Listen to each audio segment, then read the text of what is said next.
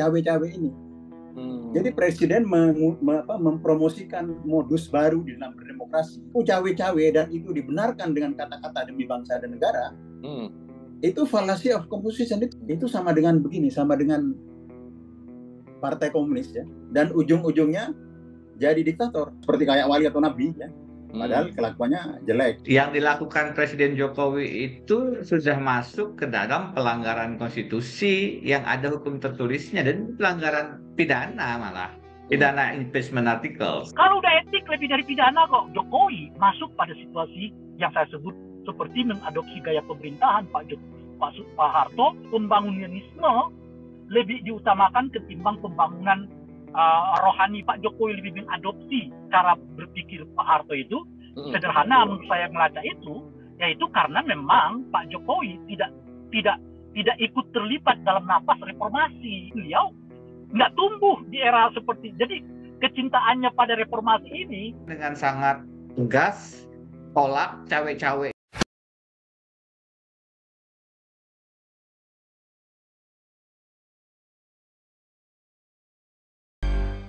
Halo, selamat pagi, salam sehat untuk kita semua. Ketemu lagi kita di Crosscheck di kanal YouTube medcom.id dan Metro TV. Saya Indra Maulana. Sekarang kita akan kembali berbincang dengan dinamika politik menjelang 2024. Ini yang menarik memang sepanjang pekan ini yang menjadi perbincangan publik adalah ketika Presiden Jokowi kembali memanggil beberapa petinggi dari media.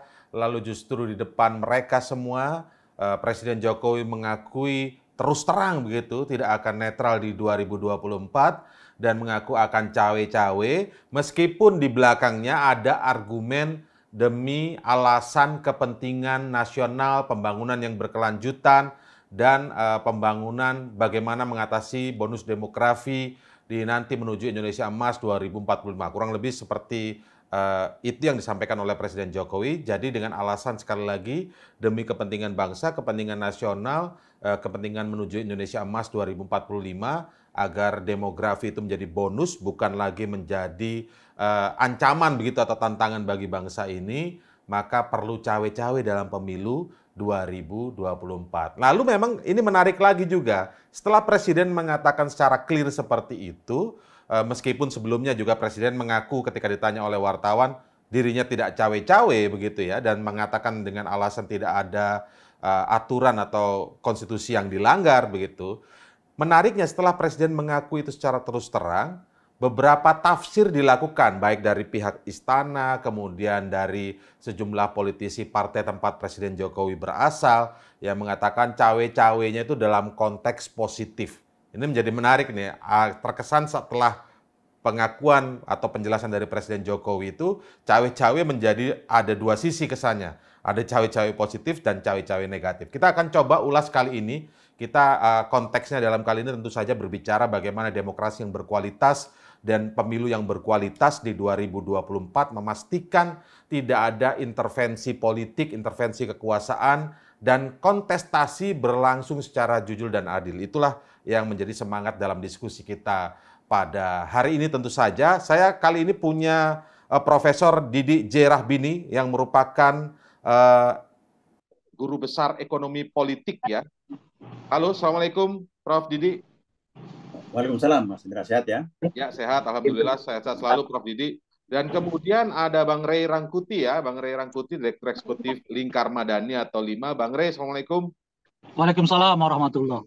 Ya, ini Bang Ray ini seorang petani yang berpikiran politik kebangsaan. Kayak itu meminjam istilah Prof. Didi tadi. Nah, nanti juga akan bergabung, tapi kita tunggu saja nanti, semoga bisa bergabung. Ada Prof. Denny Indrayana yang merupakan guru besar hukum tata negara ya. Kita nantikan supaya bisa bergabung nanti memberikan diskusi konteks yang lebih luas dari diskusi kita. Saya mulai dari pendapat Prof. Didi dulu ya, dari perspektif Prof. Didi melihat dinamika kita sampai hari ini itu seperti apa, Prof. Didi? Seperti yang saya gambarkan tadi, awalnya Presiden ketika mengundang pimpinan partai politik di istana, kemudian bicara itu disebut cawe-cawe, membantah disebut cawe-cawe. Tapi kemudian di waktu yang berbeda mengundang beberapa pimpinan media ya, dan tidak hanya media mainstream, tapi new media, alias ini ada beberapa influencer dan lain sebagainya, tentu saja di situ. itu justru dengan terus terang mengakui cawe-cawe meskipun bahasanya demi kepentingan politik nasional. Yang menarik lagi kalau kita urut kronologisnya ya, lalu muncul tafsir-tafsir bahwa yang dimaksud Presiden cawe-cawe itu positif demi pemilu berlangsung jujur dan adil. Ini bagaimana Prof Didik melihat kronologi dan dinamika politik sampai hari ini menjelang 2024 nanti, Prof Didik? Begini, sedikit ya. Pak Jokowi itu awalnya itu tidak terus terang cawe-cawe, tapi setelah terdesak karena memang media itu persepsinya negatif, dan kita juga melakukan riset ya, big data, ada 16.000 percakapan di media sosial, yaitu mayoritas lebih dari 2/3 itu negatif ya. Presiden diminta untuk sebagai kepala negara netral ya. Jadi itu 80% mengatakan begitu. Jadi persepsi cawe-cawe ini sudah kata negatif. Tapi kemudian Presiden mengatakan demi untuk bangsa dan negara. Itu fallacy of composition. Jadi apa ya, complicated ini apa yang ditunjukkan Presiden dalam politik ya, sudah berulang-ulang ya. Dan ini diminta oleh pengikut-pengikutnya untuk ditafsirkan benar. Sebagai contoh yang masih hangat sekarang, Presiden itu memelihara relawan. Ini satu keganjalan di dalam politik ya. Relawan itu dalam struktur demokrasi tidak ada di mana-mana. Dia bukan civil society ya. Petani elit seperti Bang Ray Rangkuti ya. NU Muhammadiyah. Ya bukan civil society seperti itu. Bukan juga state ya, birokrasi ya. Kementerian Perdagangan, Bank Indonesia, bukan juga partai, bukan juga private sector. Dia tidak ada di mana, tidak ada di mana-mana. Nah, saya menyebutnya relawan yang dipelihara Presiden Jokowi itu alap-alap. Dia hama demokrasi yang ada di bawah karpet yang dipelihara dan ingin dijustifikasikan benar, termasuk cawe-cawe ini. Jadi Presiden mempromosikan modus baru di dalam berdemokrasi, yang itu karena beliau Presiden, beliau ingin memberikan contoh bahwa itu baik, padahal itu fallacy of composition. Ya, kalimat negatif mau dibenarkan. Seolah-olah seperti Robin Hood lah. Ini mencuri tapi untuk rakyat banyak. Kira-kira begitu. Ini negatif tapi untuk. Nah, jadi sekarang ya memang alasan-alasan dari teman-teman di istana itu apa salahnya? Memang tidak ada salahnya secara hukum, tapi itu secara etik. Ya, beliau itu mempunyai sumber daya yang luar biasa, yang kalau digunakan itu sangat berbahaya, ya, yaitu birokrasi, intelijen dan seterusnya, APBN dan seterusnya. Kenapa mesti memelihara relawan? Ya, kenapa mesti cawe-cawe? Ya? Jadi beliau sebaiknya berdiri sebagai negarawan, kepala negara, mengayomi semua. Itu sebenarnya fatsun politik yang benar. Tetapi Presiden Jokowi ingin menunjukkan kepada publik bahwa beliau itu memberikan fatsun bagus, ya. Padahal campur tangan seperti itu malah merusak. Itu sama dengan begini, sama dengan Partai Komunis, ya. Ideologi komunis itu. Saya akan memeratakan kesejahteraan di publik. Sehingga ya dari Politbiro pusat sampai ke daerah sampai kecamatan, distribusi beras, distribusi daging harus dilakukan oleh Politbiro. Tapi ketika itu dilaksanakan, ya, Politbironya korupsi, yang nyampe ke bawah itu sedikit. Nah, sebenarnya ini membunuh institusi namanya pasar. Jadi berpikir seolah-olah benar untuk kesejahteraan, tetapi kemudian negara komunis itu miskin semua, ya, karena salah implementasi, ya, itu membunuh pasar. Nah, Presiden Jokowi itu ya mengatakan seperti itu seolah benar, tapi membunuh demokrasi. Dan memang seluruh analis politik dalam maupun luar negeri, demokrasi ini mengalami kemunduran, ya, sudah dikerangkeng. Nah, itu Presiden harus diingatkan, ya. Saya mengundang Presiden, beliau datang terus, ya, menghormati undangan-undangan saya untuk dialog ekonomi. Tapi ini saya sebagai akademisi, ya, Ya. Dulu saya memimpin di DPR ya, Komisi 6 ya, juga penasihat presiden, ikut dalam amandemen karena sebagai anggota parlemen masa reformasi, sekarang tidak ya. Saya mengingatkan seperti Pak Abdillah Toha mengingatkan, beliau pendukung Presiden Jokowi yang sangat setia, tetapi melihat melenceng ini harus diingatkan. Jadi beliau harus diingatkan. Saya kira ini pekerjaan kanan kirinya. Jadi kanan kirinya pembisik-pembisiknya itulah ya yang melakukan itu. Nah itu Rasputin itu yang ada di situ. Rasputin ya? Yang nggak kenal ya Mas Indra Rasputin ya? Ya ya. Itu pembisik itu. Ya pembisik kanan kiri yang membuat presiden melenceng. Iya kanan kirinya yang melakukan seperti itu. Oke, baik. Saya lihat perspektif Bang Rey terlebih dahulu sekarang. Bang Rey, kita kan juga mendiskusikan ini juga sudah berulang kali ya. Akhirnya juga banyak diskusinya itu bicara tentang tafsir cawe-cawe. Tapi saya ingin melihat begini Bang Rey, agak lebih luas sedikit ya.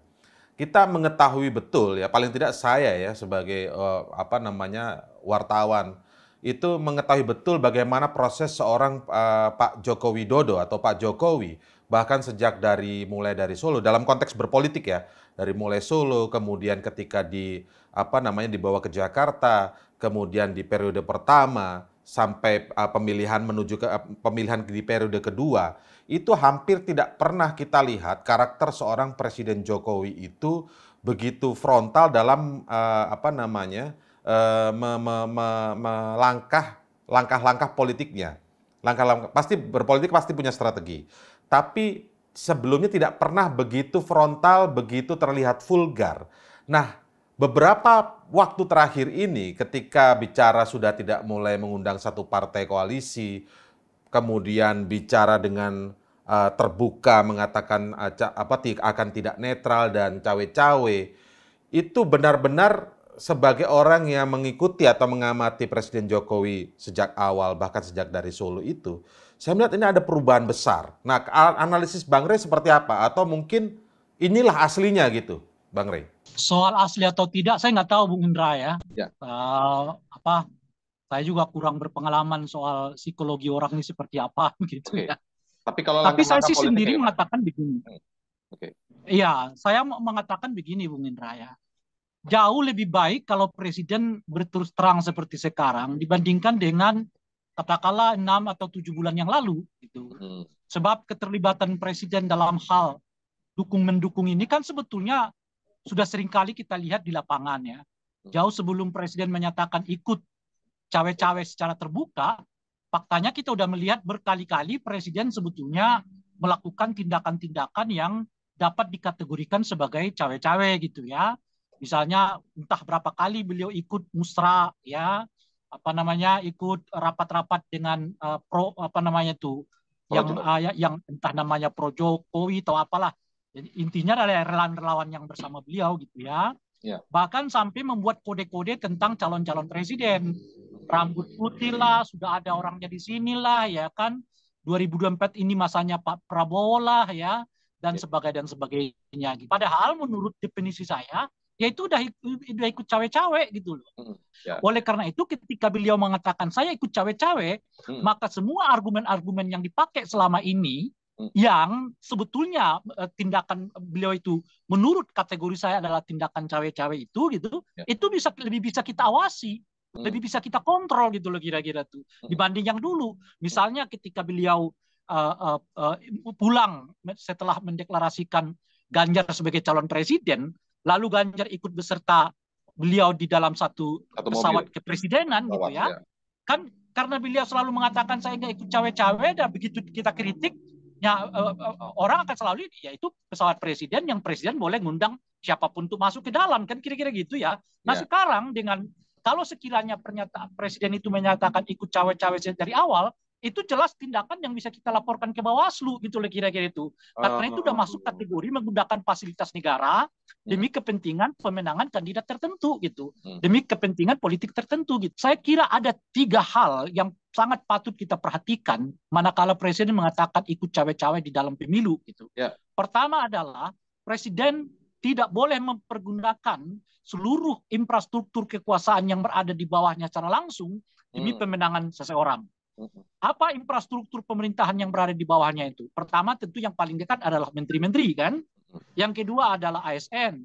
Yang ketiga aparat penegak hukum, bisa kejaksaan, bisa polisi, bisa TNI. Tadi Bung Didi sudah mengatakan misalnya termasuk intelijen. Itu semua adalah struktur pemerintahan yang berada di bawah presiden yang tidak boleh diarahkan oleh presiden demi memenangkan kandidat tertentu. Kalau itu diarahkan, itu jelas pelanggaran. Ya. Itu yang pertama. Yang kedua yang perlu diawasi itu adalah soal politik anggaran. Jangan sampai karena presiden menyatakan ikut cawe-cawe dalam pelaksanaan pilpres ini, lalu ada penggunaan anggaran yang tiba-tiba agak berbeda dengan penganggaran yang selama ini kita kenal gitu ya. Misalnya apa? Dan ini yang umumnya terjadi, melejitnya, melonjaknya ya dana untuk bantuan-bantuan sosial. Entah apalah namanya gitu. Katakanlah misalnya untuk APBN kita tahun 2022 itu bantuan sosialnya nggak lebih dari 1 triliun. Misal ya, ini misal ya. Tiba 2023-2024 melonjak menjadi 5-6 triliun. Kan itu pertanyaan. Untuk apa bantuan-bantuan sosial itu menjadi tinggi? Ini yang saya sebut tadi sebagai politik anggaran, gitu kira-kira ya. Gaji ASN tiba-tiba ada tinggi juga begitu ya, tiba-tiba ya. Soal tiba-tiba meninggi ya. Nanti akan kita lihat di APBNP. Ya, mungkin Bung Didi lebih paham lah ya. Apakah akan ada perubahan budget untuk budget untuk apa namanya bantuan sosial kita atau tidak? Kalau melonjak, kita layak curiga bahwa ini sedang main apa yang kita sebut sebagai politik anggaran itu tadi gitu ya. Nah, yang ketiga adalah penggunaan fasilitas negara yang melekat pada presiden. Tapi harus diingat fasilitas negara ini nggak hanya sekedar benda ya, misalnya pesawat, istana, rumah ya, mobil ya, bukan hanya itu gitu. Tapi yang disebut dengan fasilitas negara itu termasuk wibawa presiden. Nah, apa yang disebut dengan wibawa presiden itu? Misalnya presiden melakukan pertemuan-pertemuan dengan kandidat tertentu, katakanlah kalau ada sekarang ini 3, salah satu dari 3 kandidat itu dalam konteks yang nggak bisa dibaca sebagai pertemuan profesional gitu. Apa yang kita sebut sebagai pertemuan profesional itu? Ya pertemuan antara presiden dengan menteri. Itu kan layak, gitu. Itu profesional kan. Pertemuan presiden dengan kepala daerah, itu layak. Dan itu profesional gitu kira-kira. Tapi kalau kita nggak bisa menjelaskan alasan-alasan profesional ini, tapi intensitas pertemuan presiden dengan yang bersangkutan, itu layak disebut sedang mempergunakan ya fasilitas negara demi pemenangan kandidat tertentu. Fasilitas itu artinya bisa saja wibawa presiden gitu loh kira-kira. Dalam pengertian ini gitu ya. Hanya ngomongin soal istana, pesawat gitu-gitu ya. Betul, fasilitas ini tidak hanya bersifat bendawi, gitu maksud saya. Tapi dia juga bersifat ruhani lah ya, termasuk wibawa tadi gitu ya. Tiba-tiba kok hadir terus, datang terus, kemana presiden, dia nempel macam-macam gitu. Iya, nanti Prof Didi juga bisa menambahkan, silakan Prof Didi. Tapi yang disampaikan tadi itu terlalu tunggu-tunggu ya Prof Didi ya. Maksudnya nggak mungkin bisa dipisahkan yang kayak gitu-gitu dengan presiden. Jadi ketika memang silakan Prof. Tadi Bung itu ragu-ragu ya, ini cawe-cawe ini halal atau haram, tidak ada kan hukumnya, baik atau buruk. Ada itu kalau seperti itu ya. Nah, saya ingin melihat ya, ini harus jernih menyampaikan ke publik ya. Apa yang disampaikan sekarang oleh presiden tidak terlepas dari tahun-tahun sebelumnya ya. Yaitu pertama ya. Jadi demokrasi ini akan rusak kalau 2 hal rusak. Yang pertama tatanan institusi itu rusak. Tadi dijelaskan oleh Ray Rangkuti ya, APBN diobok-obok ya, kemudian hukum sebagai alat politik ya, intelijen dipakai untuk kampanye, polisi untuk menakut-nakuti musuh lawan politik ya, dan lain-lain. Kedua behavior. Apa behaviornya? Kan kita sudah tahu ya enggak? Sudah ada pengumuman dari menteri-menterinya bahwa presiden itu ingin ada keinginan untuk maju 3 periode. Itu kan perilaku. Itu tidak bisa disembunyikan. Ya, itu para menteri semua yang ngomong ya, beberapa menteri. Itu tidak bisa disembunyikan. Jadi kalau perilakunya ini ya nanti menjadi kalau ini berhasil, jadi apa yang salah diteruskan ke berikutnya ya. Hitler itu produk demokrasi, tapi dianggap benar untuk menista kelompok minoritas ya. Ya kemudian minoritasnya seperti Israelnya menindas yang lain. Jadi masing-masing harus menjaga demokrasi ini agar perilaku dan institusinya itu terjaga. Nah, perilaku ini melenceng. Perilaku cawe-cawe dan itu dibenarkan dengan kata-kata demi bangsa dan negara, Itu fallacy of composition, itu salah. Hmm. Tidak bisa seperti itu. Itu dipengaruhi oleh kanan kirinya, oleh pembisik-pembisiknya. Nah, karena itu menurut saya Presiden saya kira harus sudah banyak mengingatkan ya, seperti sahabat saya ya Pak Abdillah Toha, dia tuh ilmuwan ya, politisi yang murni, nggak punya interest untuk jadi penasehat presiden atau jadi apa, dia murni menyampaikan ya. Nah, ini harus didengar lah ya, jangan sampai ini demokrasi ini melenceng ya. Dan itu seluruh dari analisis akademik ya, demokrasi ini sudah melenceng. Ya, tidak adanya check and balance ya, itu sudah tanda-tanda, dan ini ingin memaksakan saya mau cawe-cawe demi untuk rakyat dan negara ya. Nggak apa-apa hak asasi manusia dilanggar untuk mengamankan seluruh bangsa, kan nggak bisa begitu. Jadi banyak jadi apapun alasannya nggak boleh begitu juga. Mau semua bergerak juga demi kepentingan bangsa, pasti begitu kan ya. Tapi artinya nggak cawe-cawenya itu kalau cawe-cawenya itu kalau ada cawe-cawenya itu kalau ada penyimpangan pemilu, ada kecurangan, ada Bawaslu yang perilakunya jelek ya. Ini presiden terlibat mau cawe-cawe, itu dia masalah internal dirinya, dan ini perilaku ya. Satu sistem akan rusak kalau dua rusak, perilaku dan tatanan. Prof Didi, tapi kan alasan yang selalu disampaikan pandangan saya ya. Oke, Prof Didi, kalau kita lihat selalu diskusi tentang topik ini ya, itu kan selalu bilang, tapi aturan mana yang dilanggar? Itu selalu pakai dengan begitu loh. Kalau nggak ada aturan yang dilanggar, masalahnya apa? Kan begitu kata akhirnya Prof. Selalu begitu diskusinya, Prof. Bagaimana pandangan Prof Didi? Kalau kemudian semuanya didekatkan pada soal aturan. Ya tapi rusak. Tapi tatanan menjadi rusak ya. Ya tapi tatanan itu menjadi rusak. Jadi tidak nyaman, jadi macam-macam ya. Ya. Seperti kan tidak ada aturan tertulis di dalam kelas ya. Kan nggak ada aturan tertulis ya. Meludah di lantai nggak ada. Tapi etik begitu. Kalau udah coba satu kelas separuh ludah, lantai itu ruangan kelas itu busuk ya. Hidup tidak nyaman. Kita kan ingin demokrasi nyaman. Nggak bisa seperti ini. Jadi harus presiden.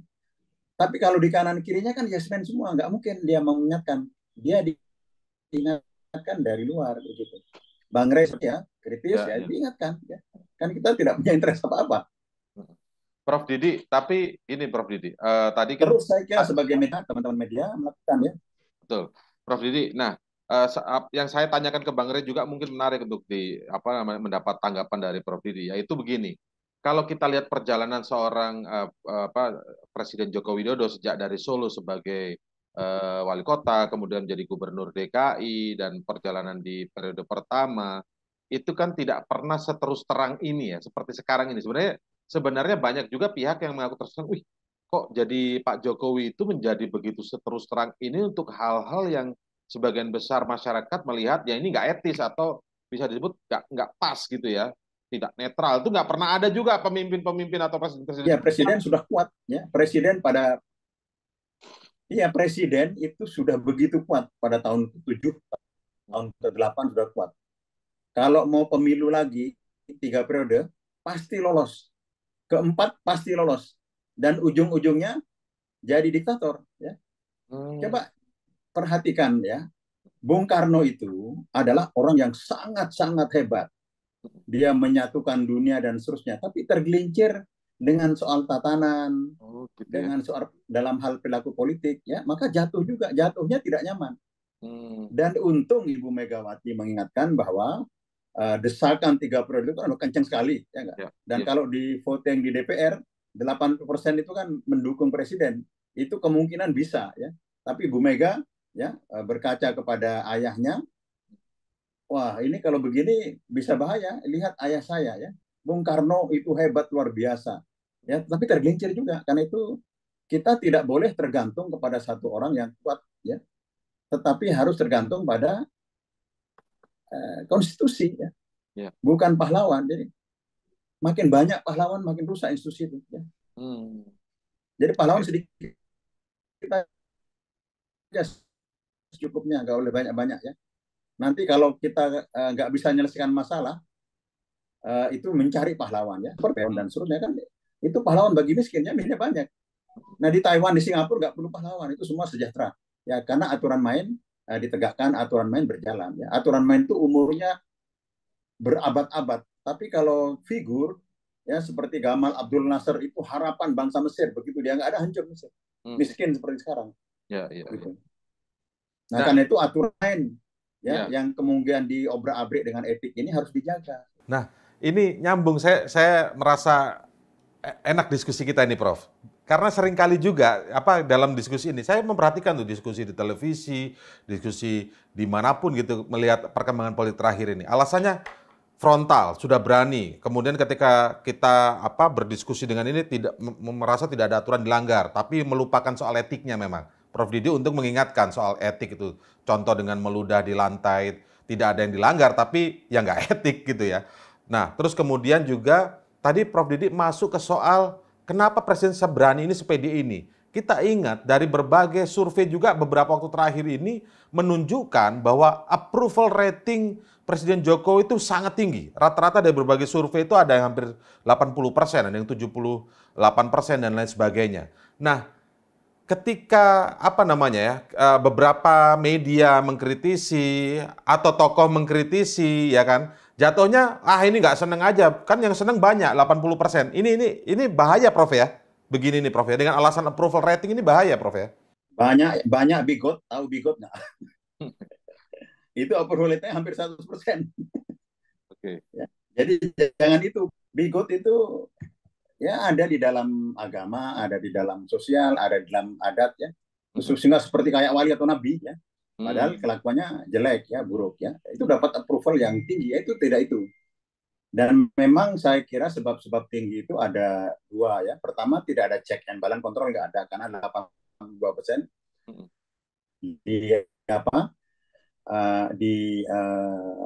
dikuasai oleh partai penguasa ya. Kemudian APBN 3.000 triliun. Zaman Soeharto itu cuma 50-60 triliun ya.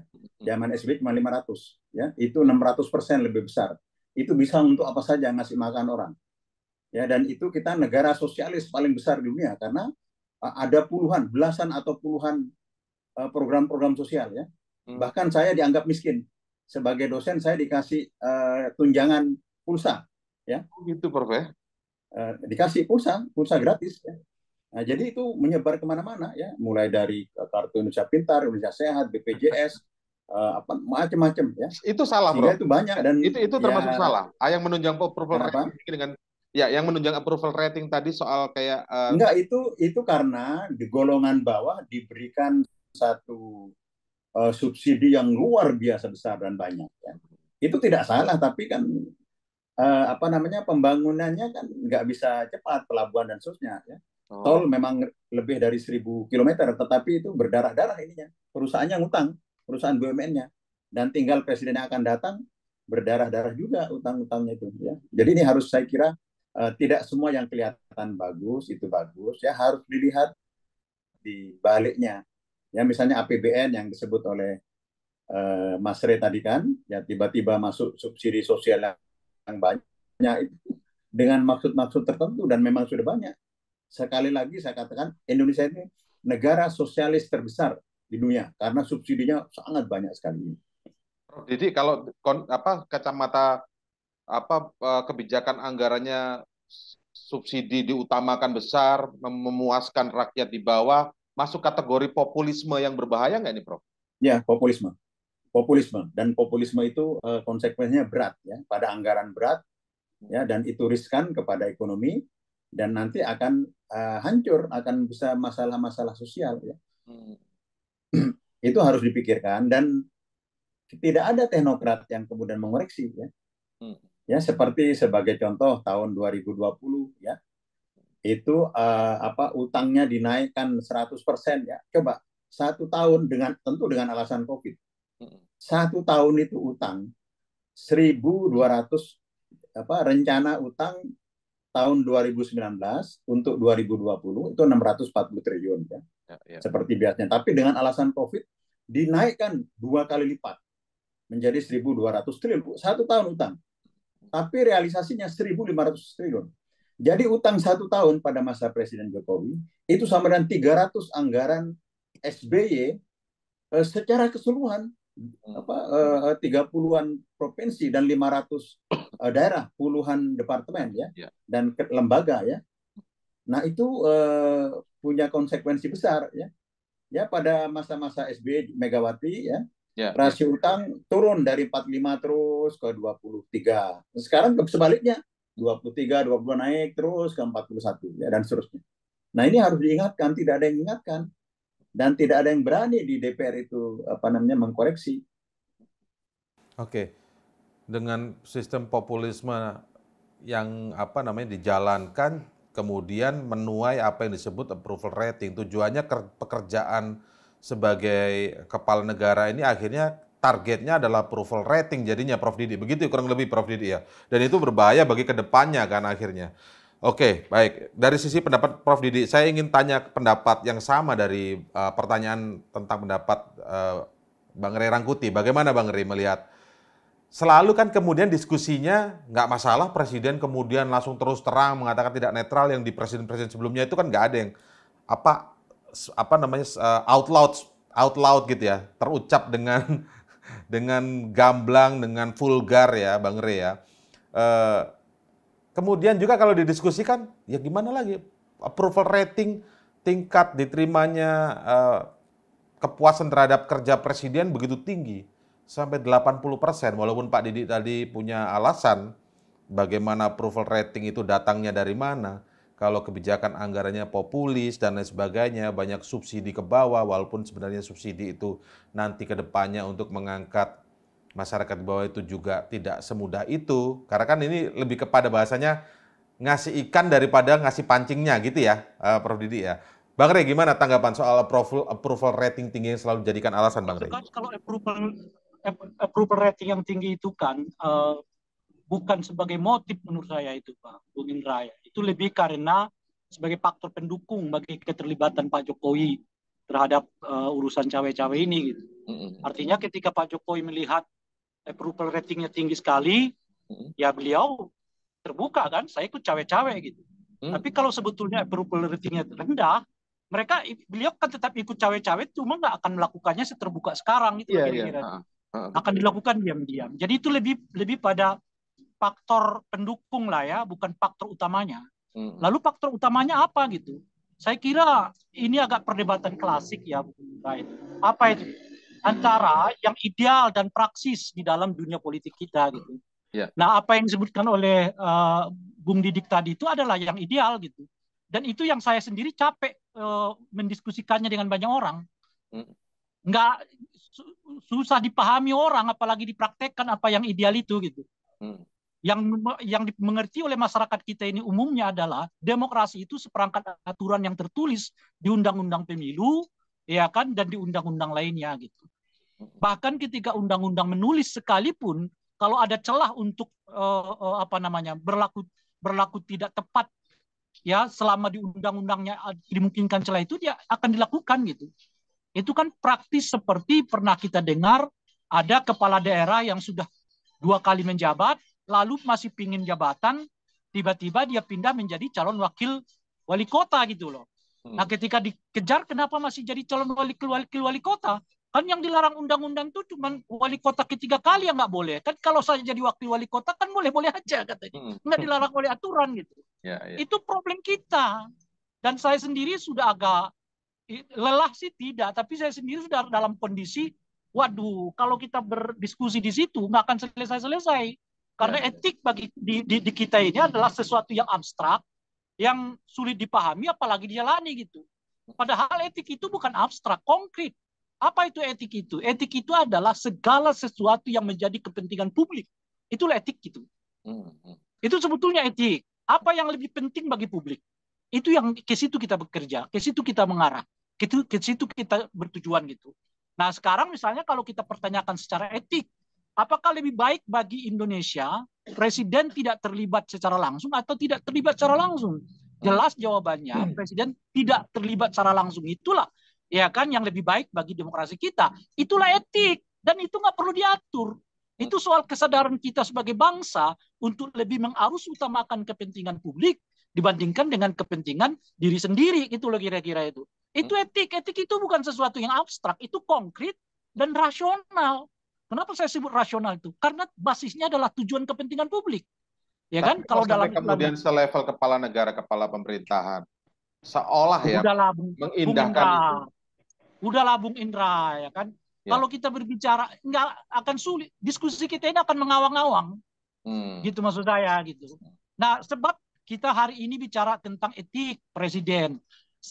Besoknya yang berbicara tentang etik presiden ini akan melakukan hal yang sama juga. Ketika kita akan kritik, siapa yang mengkritik dia? Yang mengkritik dia adalah orang yang melakukan tindakan yang sama hari ini gitu loh. Itu aja bolak-balik. Itu urusan lidah aja, Bung Indra. Gitu. Nah, oleh karena itu ya memang mau tidak mau kita berbicara seperangkat aturan ini. Sebab itu yang mereka pahami. Bahkan ketika aturannya pun ada, mereka masih berupaya kok untuk cari-cari celahnya gitu. Cari celah ya. Sehingga ya, kan memang tugas-tugas kita ini bersama mungkin Bang Rey ya. Ya tetap memang tidak boleh capek kali ya untuk terus mengingatkan itu. Saya begini loh Bung Indra, kan undang-undang pemilu kita itu menurut saya salah satu undang-undang yang paling tebal di dunia. Kompilasi undang-undang pemilu kita itu. Anda bisa baca itu. Itu hampir 900 pasal di dalamnya itu. Apa sih yang ditulis oleh orang Indonesia itu untuk pemilu hampir membutuhkan 900 pasal? Itu karena kita nggak ngerti etik demokrasi. Sehingga kita membayangkan semua demokrasi itu harus berhubungan dengan aturan yang tertulis, bukan etik gitu loh. Makanya seringkali saya mengatakan lama-lama kalau demokrasi kita dengan cara begini, bahwa demokrasi itu adalah seperangkat aturan, masuk TPS itu pun nanti ada aturannya. Kaki kanan dulu, keluarnya kaki kiri. Itu ada di pasal 1250 ayat 1 dan pasal 1251 ayat 2. Kira-kira begitu. Itu yang dipahami oleh demokrasi kita. Bahkan ketika pasalnya dibuat, aturannya dibuat, itu masih dicari celah-celahnya kok. Yang memungkinkan dia nggak dijerat oleh aturan itu, tapi tindakan yang menggerogoti demokrasinya itu terlalu jalan gitu loh, Pak. Nah, oleh karena itu saya nggak mau dibawa lagi diskusi soal etik-etik seperti yang disebutkan tadi oleh Bung Didik ya. Karena akan lelah kita itu nggak akan ada yang bisa menghentikan cawe-cawe presiden dengan berdasarkan etik itu. Terlalu sulit dipahami oleh sebagian besar elit politik kita gitu. Nah, oleh karena itu kita turunkan lagi bicara pada aturan. Nah, di aturannya memang tidak diatur atau tidak dilarang. Karena nggak dilarang maka diatur. Ada waktunya presiden itu bahkan terlibat ya aktif untuk melakukan kampanye, tapi dengan 3 syarat. Syarat pertama adalah memperhatikan keberlanjutan penyelenggaraan negara. Syarat yang kedua nggak boleh ya kampanye presiden dan wakil presiden dilakukan secara bersamaan, gitu kira-kira itu. Dan yang ketiga adalah tetap tidak boleh mempergunakan fasilitas negara gitu. Nah, saya bicaranya di situ itu karena capek sekali kita mendiskusikan etik ini gitu menurut saya, Bu. Karena kita kawalnya kita langsung dari aturan maksudnya kan Bung Rey. Tapi yang Bung Rey ceritakan poin etik, poin 1, 2, 3 itu etik, orang akan mengatakan apa yang dilanggar Rai? Yang Anda langgar itu etik, tapi nggak ada aturannya kan. Gimana lagi mau diskusi yang kayak begitu gitu loh. Padahal aturan itu sumbernya salah satunya lah etika itu gitu loh saya. Yang dilanggar itu sumber hukum. Gitu. Tapi dia nggak paham juga dia. Nggak tertulis tuh, nggak ada di aturan tuh. Saya yakin bukan nggak paham tapi sengaja memang cari celah ya. Itu juga yang terjadi di Bawaslu sekarang ini kan, Bung. Ya kan? Baik, Bung Rey. Ada orang yang yang sudah nyata-nyata menggunakan Bentar Bung Rey, sebentar. Oke. Kita sapa dulu ya Pak Prof Denny baru gabung nih. Prof Denny. Assalamualaikum, Prof. Waalaikumsalam warahmatullahi wabarakatuh. Mas Indra, Bang Rey, Prof Didi, Assalamualaikum. Maaf terlambat, baru selesai maghriban di Melbourne. Oh iya, udah maghrib di Melbourne. Oke. Prof Denny pasti masuk kaget nih Bang Rey berapi-api soalnya. Tapi memang karena ini capek diajak ngomong etik, ya ini kan yang. Tapi kalau cawe-cawenya Presiden Jokowi bukan hanya pelanggaran etik. Silakan saya Prof bicara. Ya sekarang Prof Denny, ini Prof Denny saya ingin tahu perspektif Prof Denny. Tidak hanya etik ya. Ya iya, kemarin saya menulis memang menggugat etika presiden dan netralitas Presiden Jokowi ya. Itu bicara etik. Tapi sebenarnya kalau kita melihat beberapa peristiwa, yang dilakukan Presiden Jokowi itu sudah masuk ke dalam pelanggaran konstitusi yang ada hukum tertulisnya dan pelanggaran pidana malah, pidana impeachment articles. Tinggal deliknya saja harus dirumuskan atau diselidiki. Yang simpel misalnya, yang simpel ya, ada pimpinan partai yang didepak itu, saya tanya kepada kadar utamanya kenapa.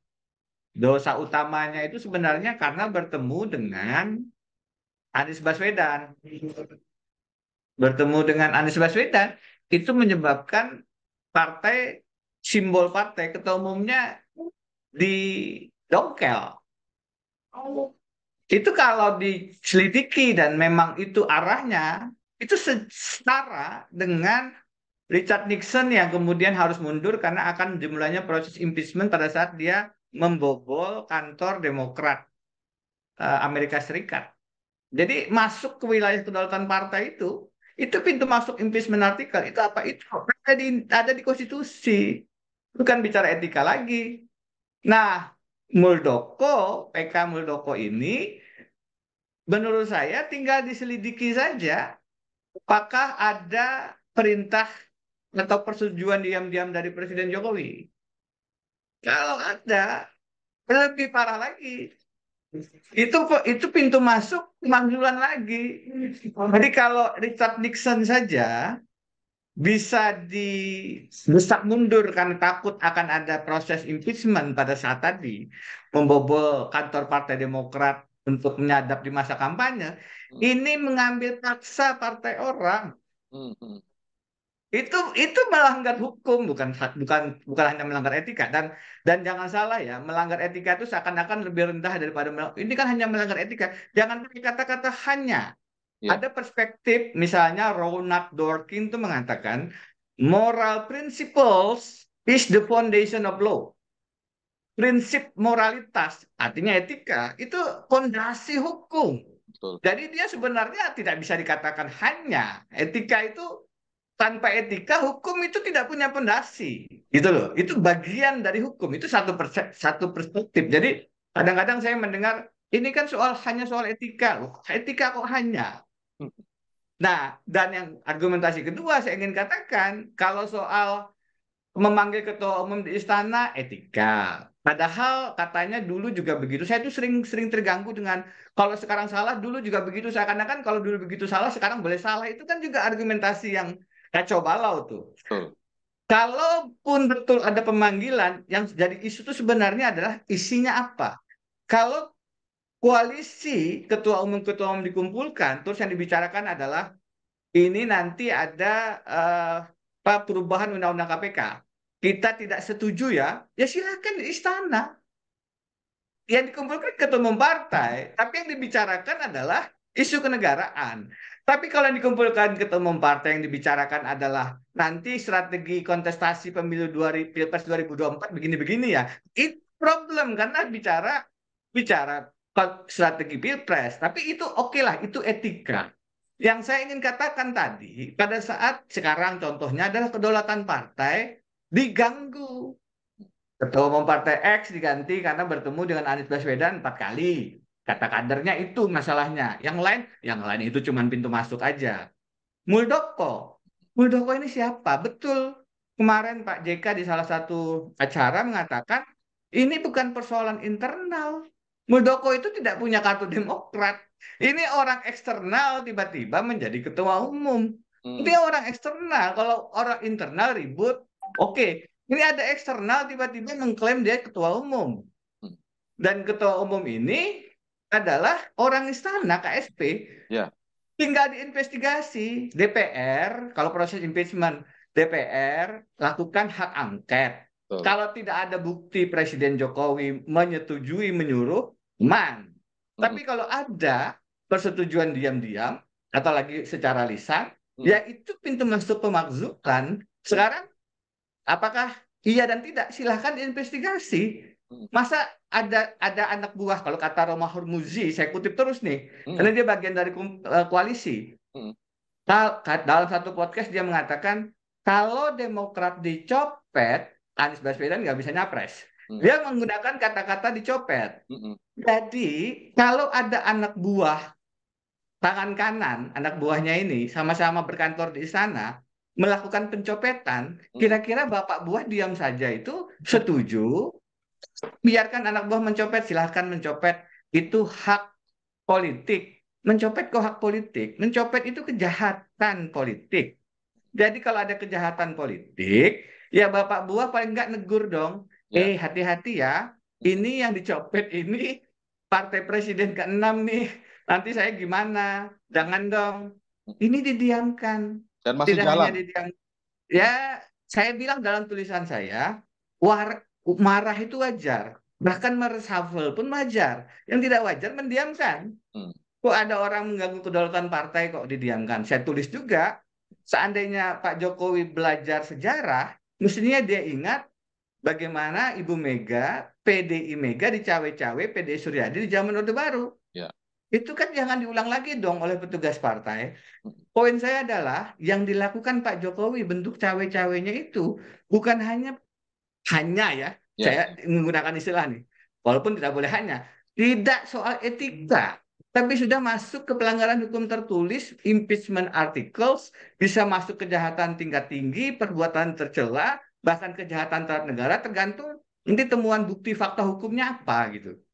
Jadi sudah bisa menjadi pintu masuk pemakzulan sebenarnya. Tentu diawali dengan proses politik hak angket di DPR. Tentu kalau ditanya apakah mungkin dengan konfigurasi politik semacam ini, ya berat. Kecuali karena misalnya koalisi berubah setelah sistem proporsional tiba-tiba menjadi tertutup, partai-partai yang nggak setuju 8 lawan 1 berubah. Tiba-tiba dinamikanya berubah. Kalau dinamikanya seperti ini, ya tentu saja hak angket di DPR untuk proses impeachment jadi hal yang tidak secara politik berat dilakukan. Prof, saya tambahkan sekalian pertanyaan tadi ke Prof Didi dan juga Bang Rey ya. Kenapa kemudian ketika saya juga memperhatikan sejak awal seorang Presiden Jokowi, sejak bahkan menjadi wali kota Solo, saya ulang-ulang lagi nih pertanyaan saya, seperti juga ketika Pak Jokowi jadi gubernur DKI, kemudian di periode pertama, hampir tidak pernah ada langkah yang begitu frontal dan vulgar seperti sekarang, bahkan mengakui tidak netral, walaupun dibungkus dengan kepentingan nasional di situ kan. Kemudian muncul tafsir-tafsir, cawe-cawenya itu positif, begini, demi dan lain sebagainya, begitu ya. Tadi sudah kita ulas. Tapi kenapa begitu berani vulgar dan frontal? Itu karena alasan approval rating yang tinggi.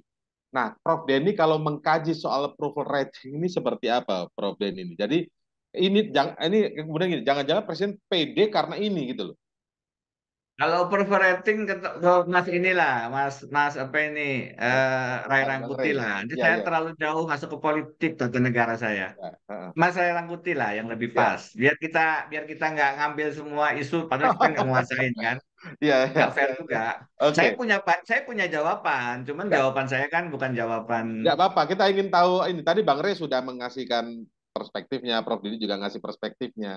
Mungkin dari Prof Denny perspektifnya seperti apa kalau dengan menggunakan alasan approval rating yang tinggi maka berani vulgar begini kira-kira Prof? Saya punya dua catatan bukan approval rating. Catatan pertama adalah di sisi hukum dan itu dikonfirmasi oleh salah satu harian nasional, sebenarnya dia ratingnya di bawah 50%. Penegakan hukum anti korupsi.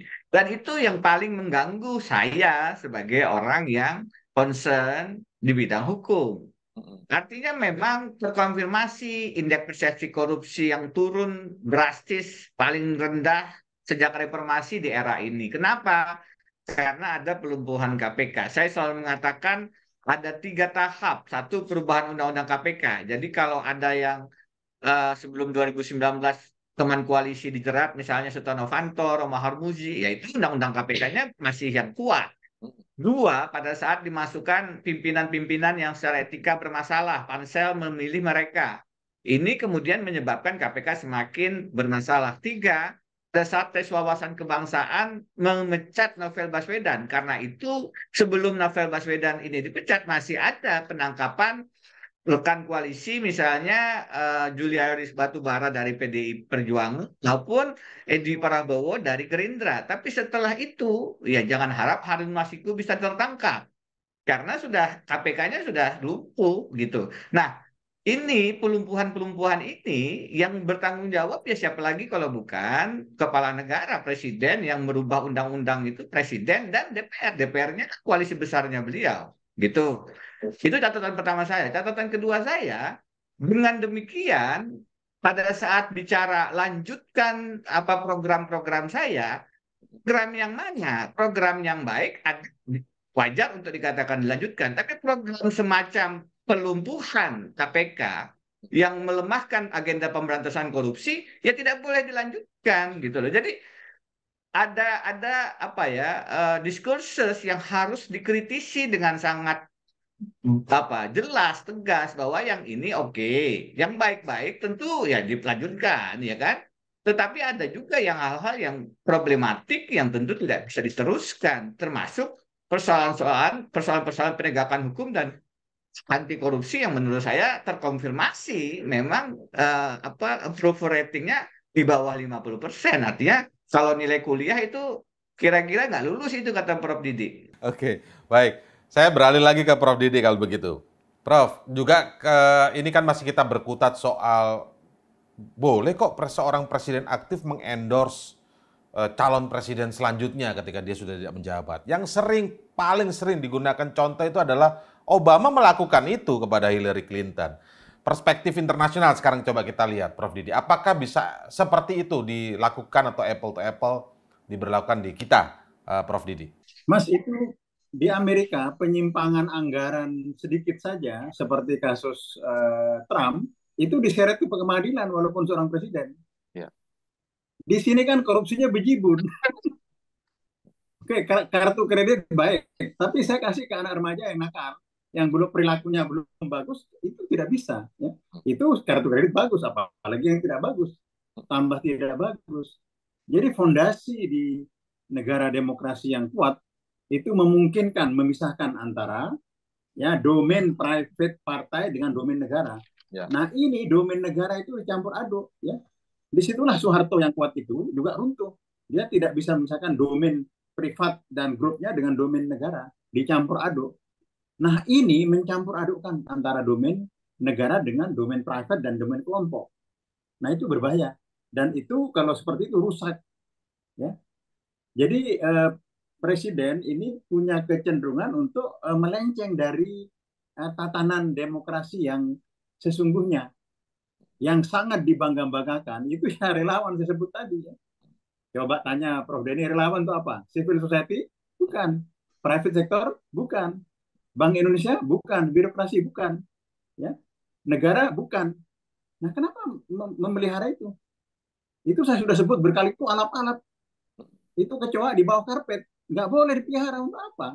Kalau presiden mau run lagi, ya sebagai kandidat wali kota Solo atau gubernur DKI itu atau gubernur Jawa Tengah boleh pelihara, tidak perlu ya, itu tidak perlu kerumunan seperti itu nambah complicated demokrasi ya. Jadi setelah relawan itu presidennya jadi, boleh relawannya menjadi staf ahli, menjadi ini, nggak apa-apa, tapi nggak usah dipelihara lagi. Nanti ketika ada ada campaign lagi masuk ya, dia bukan bukan Nahdlatul Ulama ya, civil society, bukan NU, bukan yang lain-lain. Apalagi partai kalau perlu politik presiden juga, ya. sebaiknya, kalau perlu presiden sebaiknya bikin partai atau membuat organisasi yang resmi tercatat sebagai organisasi sosial ya, dan itu terus nanti kampanye lingkungan hidup seperti calon presiden Amerika ya, siapa itu ya.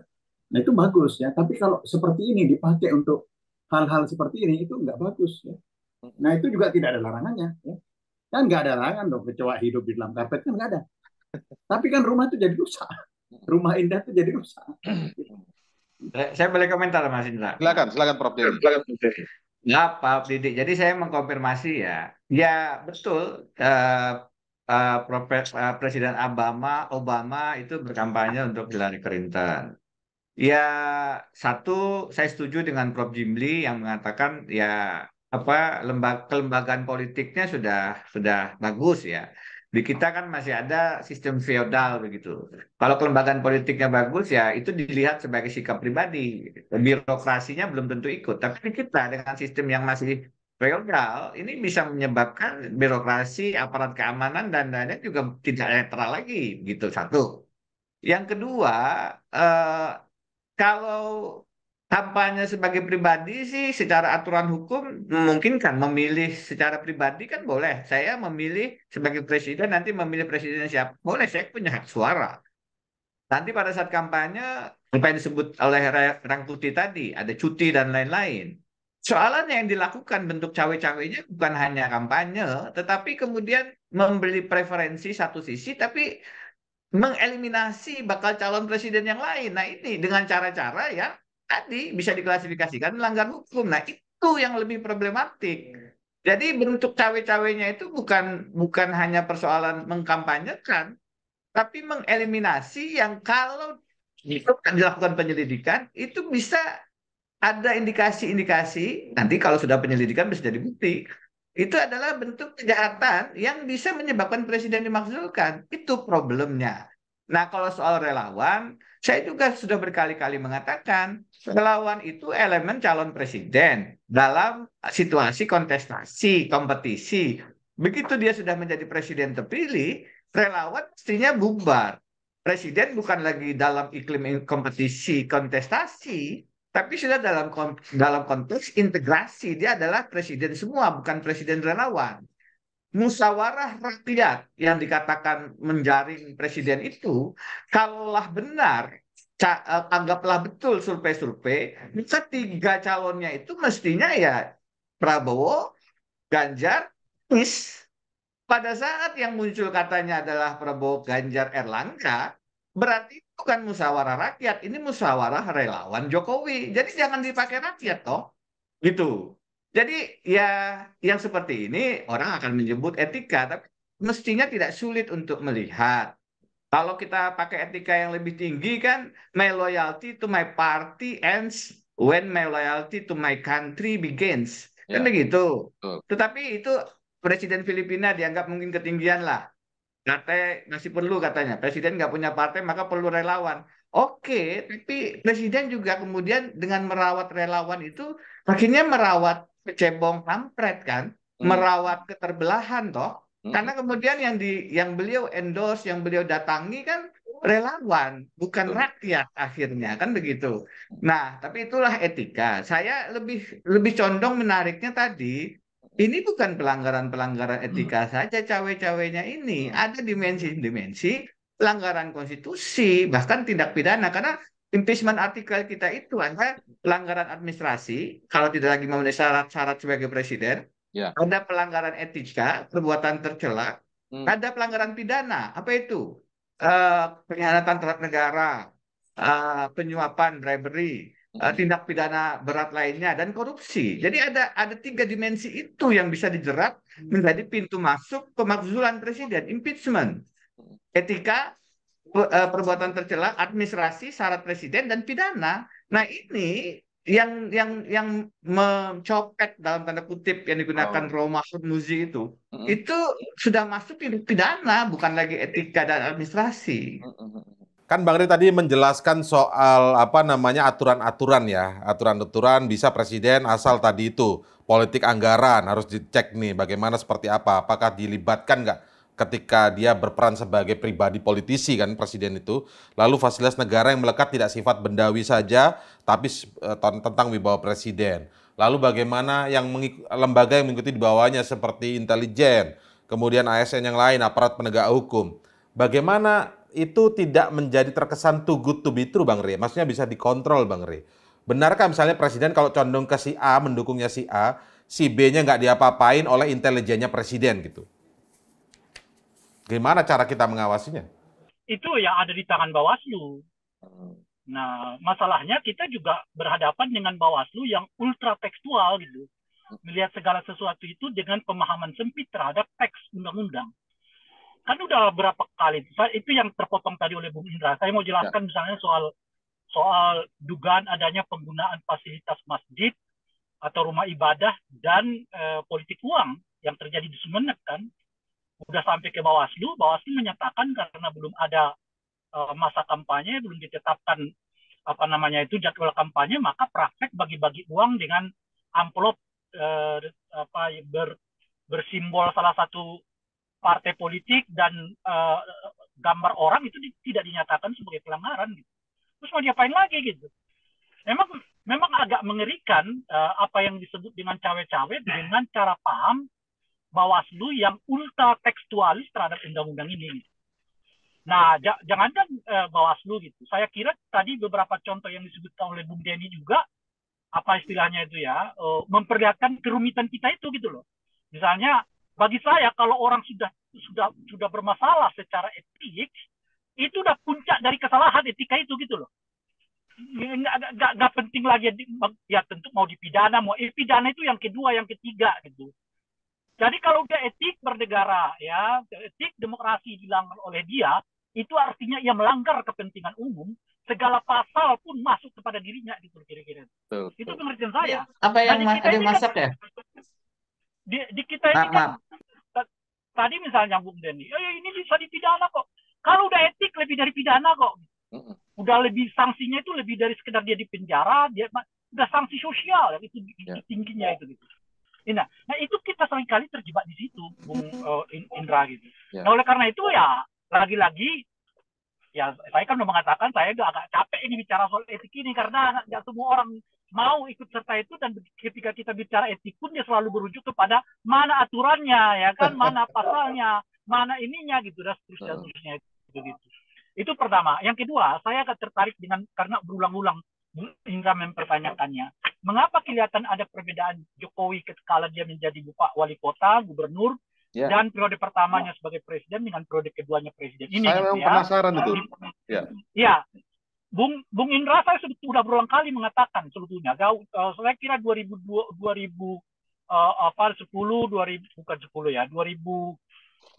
2020 yang lalu misalnya sudah mengatakan, kalau kita kaji secara teliti, model pemerintahan Pak Jokowi di era kedua ini lebih dekat mengadopsi gaya Pak Harto ketimbang gaya Pak Habibie.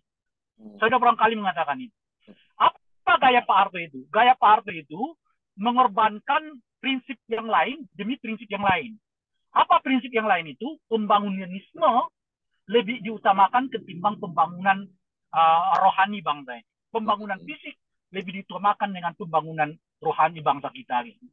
Itu agak berbeda dengan Pak Habibie. Pak Habibie itu mencoba menyeimbangkan antara pembangunan yang bersifat fisik dan pembangunan yang bersifat rohani. Gitu.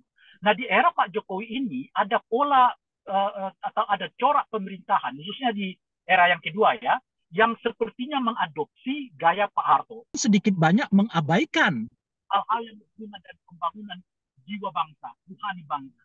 Apa jiwa bangsa itu? Apa rohani bangsa itu? Ya demokrasi. Gitu. Dan oleh karena itu juga berulang-ulang kita ingatkan, pemerintah yang selalu mengutamakan arus di antara salah satu keduanya umumnya akan gagal gitu. Pak Soekarno yang lebih mengutamakan jiwa bangsanya dengan ideologi revolusi berujung 65 66 kan, kira-kira gitu ya. Pak Harto yang mengutamakan pembangunan bangsa fisik ya, lalu meninggalkan pembangunan rohaninya, memadamkan demokrasi, menurunkan demokrasi. Akhirnya apa yang terjadi?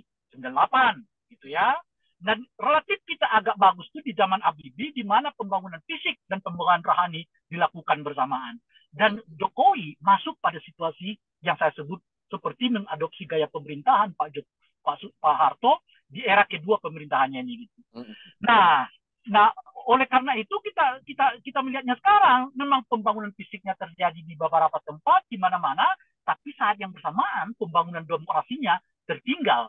Itu dimulai dengan salah satu cirinya dibiarkannya anak Pak Jokowi menjadi wali kota di Solo, menantunya menjadi wali kota di Medan, yang menandaskan bahwa politik nepotisme itu bukanlah ancaman bagi demokrasi kita seperti dilakukan oleh Pak Jokowi.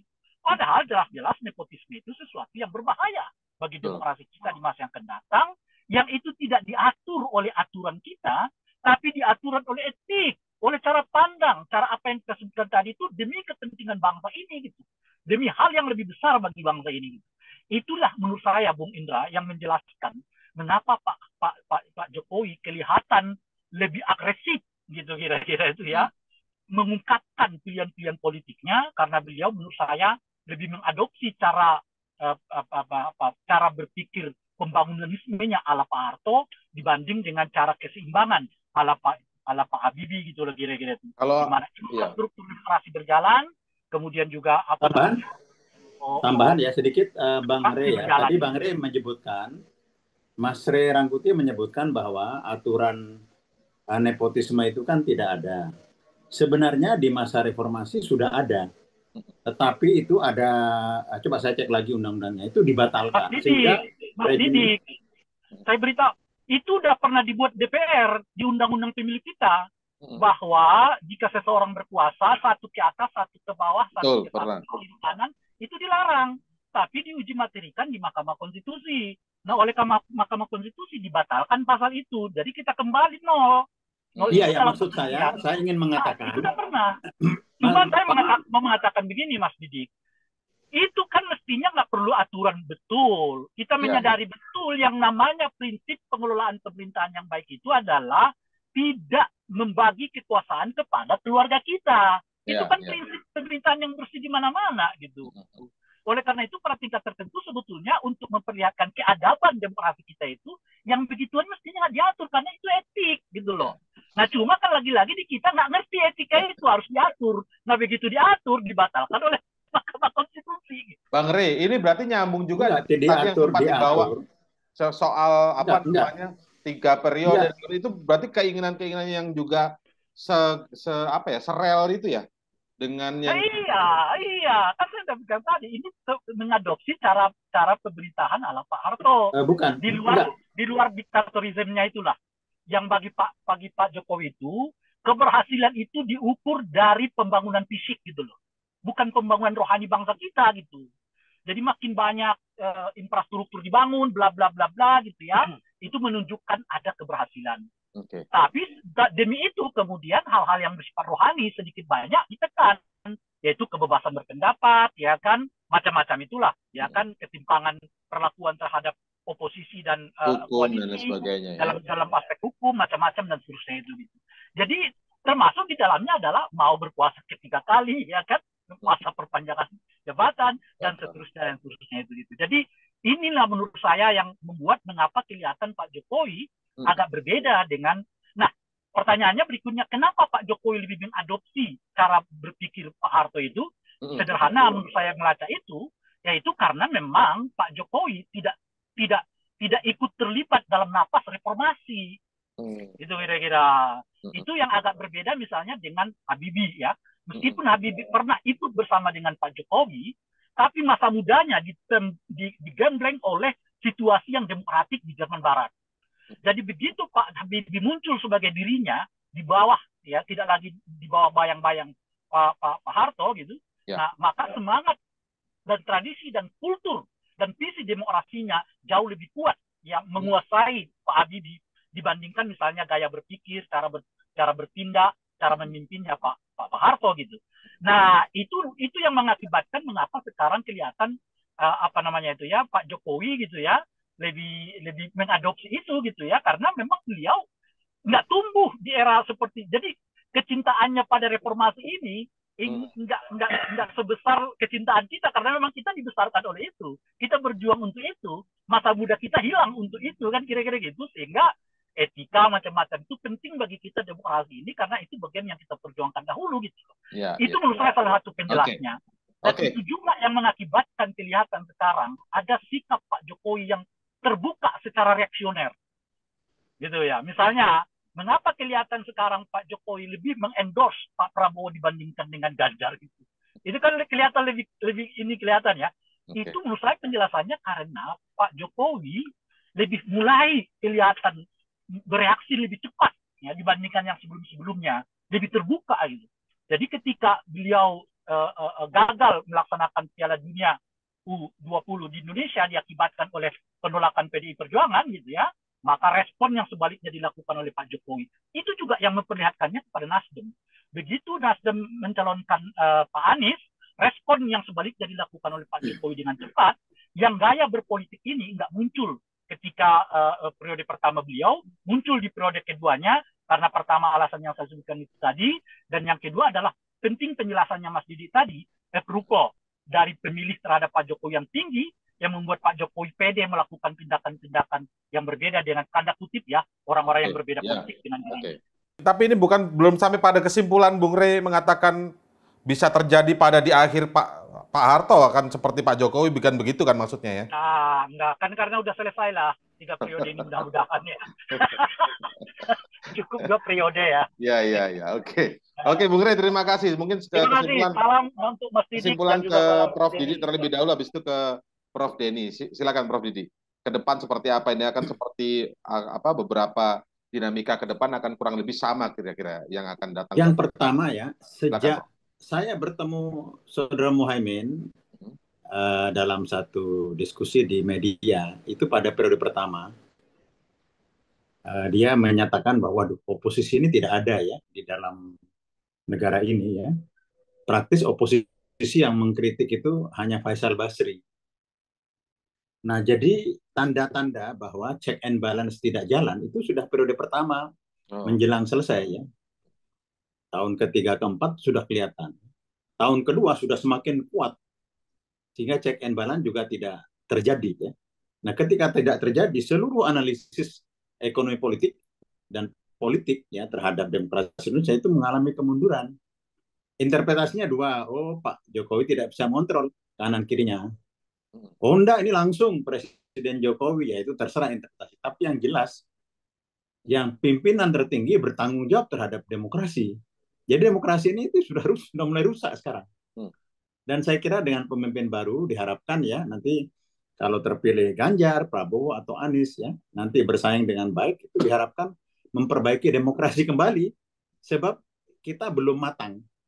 Ya, Profesor Budiono itu dalam pidato guru besarnya, demokrasi akan relatif sempurna kalau pendapatan dari penduduk itu sudah lebih 6.500. Kita baru 4.500. Jadi ini memang mencong-mencong ya, dan kita harus mengingatkan ya.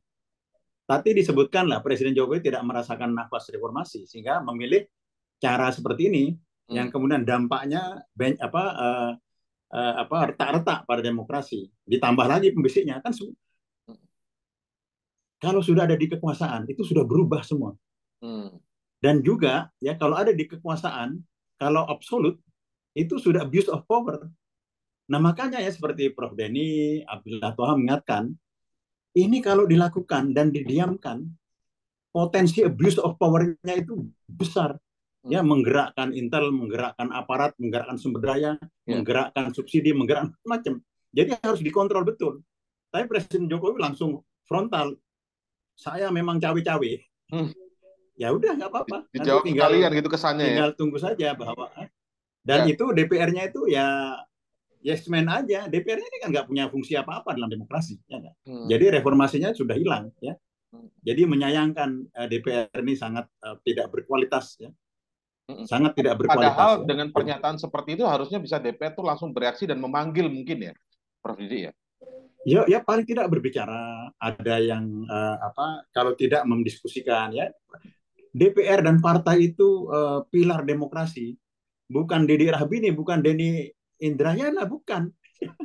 Sebenarnya tidak perlu kita ikut-ikut dalam mengkritisi ya, tetapi civil society juga punya hak ya. Di ujung tombak di depan itu adalah partai politik dan anggota parlemen ya. Itu yang harus dilakukan. Jadi Mas Indra dan mungkin teman-teman media yang lain itu asal masih ada media, meskipun DPR-nya rusak, kekuasaannya cenderung otoriter, masih ada harapan demokrasi akan hidup ya. Tapi kalau medianya menjadi corong, bigot ya, maka dia akan hilang demokrasi itu ya. Terima kasih ya. Baik, terima kasih Prof. Didi. Silakan Prof. Denny. Apalagi kalau nyinggung media tadi, medianya pimpinan-pimpinan dipanggil dan di depan pimpinan media itu malah berterus terang. Berterus terangnya itu kan di depan pimpinan media. Gitu misalnya. Medianya harus ngerti mana yang meludah itu benar, mana yang tidak. Kan saya etik itu meludah di lantai. Okay. Kalau medianya itu meludah di lantai nggak apa-apa, ya sudah nggak apa-apa. Okay. Gitu. Prof. Denny, silakan Prof. Denny.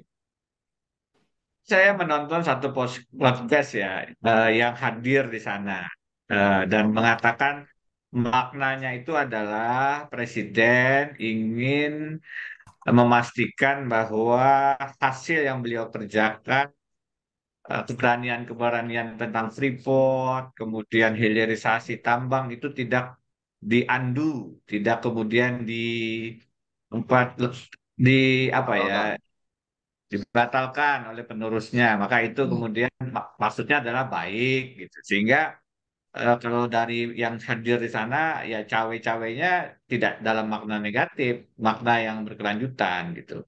Itu satu hal bisa kita perdebatkan ya, karena apakah Freeport itu arahnya kemana, Mas Didi mungkin lebih paham. Kemudian hilirisasi itu arahnya kemana? Karena kalau saya yang selama ini di praktisi advokat melihat tambang batu bara, tambang nikel itu, wah, itu juga kacau banget. Undang-undang Minerba yang kemudian memberikan perpanjangan lisensi tanpa evaluasi kepada grup-grup usaha yang bisa diidentifikasi kedekatannya dan kekuasaan oligarki ini problematik gitu. Jadi bisa kita kritisi itu tentang cawe-cawenya. Di sisi lain, saya berkali-kali mengatakan dari sisi hukum cawe-cawenya itu merusak. Cawe-cawenya itu tadi baru saya mendengar ada lagi menteri-menteri dari Nasdem yang sedang akan dijerat. Ada sekjen DPR yang diperiksa di KPK itu kaitannya dengan salah satu menteri Nasdem yang pernah menjadi sekjen. Jadi kalau begini cara kerjanya dan kemudian dikaitkan dengan perpanjangan pimpinan KPK yang baseless, dasar hukumnya menjadi problematik. Berarti kan sebagaimana tulisan artikel panjang yang kemudian saya pendekkan menjadi 2 halaman puisi itu, korupsilah dalam pelukan koalisi. Saya ingin menutupnya dengan perspektif agama ya. Dalam banyak kesempatan saya ditanya, ini kenapa bangsa kita menjadi terpuruk begini? Dalam perspektif hukum dan agama, itu ada satu hadis Rasulullah, Pak Didi ini yang lebih fasih nih, yang ketika Rasulullah didatangi oleh sahabat mengatakan, ya Rasulullah ini ada ketua kepala suku Makhzum ya, mencuri, tapi kita berpikir ingin memberi diskon. Rasulullah menjawab dengan sedikit marah itu, diriwayatkan, tahukah kamu kenapa suatu bangsa hancur, lebur begitu? Kira-kira karena tajamnya pisau keadilan itu diskriminatif, tajam ke bawah, tumpul ke atas, bahasa kita sekarang. Kemudian beliau tutup dengan satu kalimat, seandainya Fatimah binti Muhammad yang mencuri, saya sendiri yang memotong tangannya. Pelajaran dari sana adalah, jika hukum itu kemudian dibuka matanya, kan itu tutup Dewi Keadilan tuh. Dia dibuka dan kemudian pedangnya itu diarahkan ke musuh, tapi kemudian ditumpulkan ke kawan. Jadi saya katakan memukul lawan posisi, merangkul kawan koalisi, hukum pilih-pilih, itu kalau dalam perspektif hadis tadi, itu tanda-tanda kehancuran suatu bangsa gitu loh. Nah ini yang kemudian menurut saya harus kita suarakan dengan sangat tegas, tolak cawe-cawenya itu, karena cawe-cawenya itu bukan masalah etik tadi, tapi juga masalah-masalah hukum yang bisa dilihat sebagai pelanggaran konstitusi. Kan dibilang, di mana melanggar konstitusinya? Ya kalau pertemuan di Istana Negara, orang bisa debat, nggak ada hukumnya yang mengatur boleh atau tidak boleh. Tapi kalau kemudian terkait atau tidak terkait dengan mencopet Partai Demokrat, dalam tanda kutip mencopet, nanti saya dilaporkan polisi lagi, itu bisa masuk ke dalam delik pidana impeachment yang diatur dalam Undang-Undang Dasar. Begitu, Bung Indra. Baik, kita lihat perkembangan ke depan. Semoga kita tidak capek ya, Prof Denny, kalau kita undang diskusi seperti ini lagi. Prof Didi, terima kasih. Dan tadi Bang Ray Rangkuti kami ucapkan terima kasih atas diskusi kita hangat di akhir pekan kali ini. Terima kasih. Assalamualaikum warahmatullahi wabarakatuh. Sampai bertemu lagi. Assalamualaikum. Ya, baik, itu tadi diskusi kita di akhir pekan kali ini dalam cross check bersama saya Indra Maulana. Kita akan lihat perkembangan politik dan dinamika politik ke depan menuju ke 2024. Saya Indra Maulana pamit undur diri. Selamat siang dan sampai jumpa.